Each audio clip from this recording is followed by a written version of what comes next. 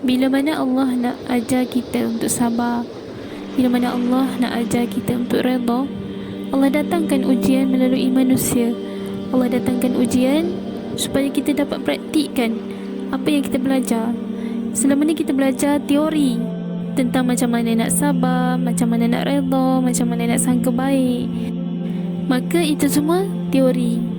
Tapi dia akan menjadi praktikal bila mana adanya ujian. Melalui ujian itulah kita aplikasikan apa yang kita belajar.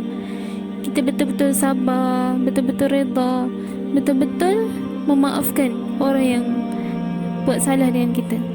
Macam mana kita nak memaafkan kalau tak ada orang buat salah dengan kita? Macam mana kita nak bersabar kalau tak ada orang pun yang menyakiti hati kita? Macam mana kita nak praktikkan sangka baik kalau tak ada orang pun yang jahat dengan kita? Jadi bila mana ada ujian manusia yang menyakitkan hati kita, yang membuatkan kita sedih, kita down, itu semuanya cara untuk Allah terbiah hati kita, cara untuk Allah didik hati kita supaya sabar, supaya sangka baik, redha. Waktu diuji itulah kita nak tengok macam mana kita praktikkan ilmu yang kita ada. Selama ni kita hanya ada ilmu teori.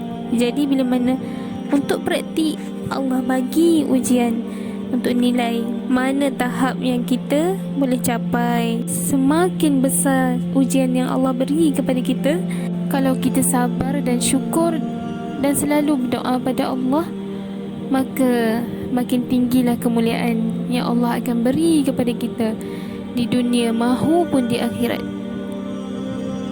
Allah sudah berfirman dalam Al-Quran, fasabrun jamil. Allah tak kata sabar itu bodoh, sabar itu hina, sabar itu tak. Allah kata fasabrun jamil, sabar itu indah. Hanya orang yang Allah pimpin sahaja boleh bersabar. Dengan pimpinan Allah jugalah kita mampu kuat untuk hadap semua benda yang kita alami. Kita lemah, kita tak mampu untuk hadap seorang-seorang. Allah yang bagi ujian, maka kembalilah kepada Allah.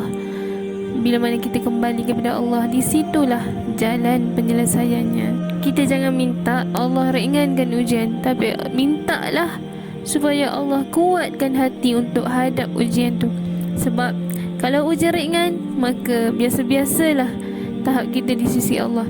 Tapi kalau ujian yang berat dan besar dan kita bersabar, maka besarlah kemuliaan, besarlah dan tinggilah tahap keimanan kita di sisi Allah. Allah dah janji dah, wa basyiris sabirin, dan berilah berita gembira kepada orang-orang yang sabar. Kalimah sabar dalam Al-Quran begitu banyak. Tanpa sabar, kita tak akan mampu untuk mencapai nilai takwa di sisi Allah. Takkan mampu. Hanya dengan sabar dan syukur itulah kita dapat melatih diri untuk menjadi hamba yang bertakwa.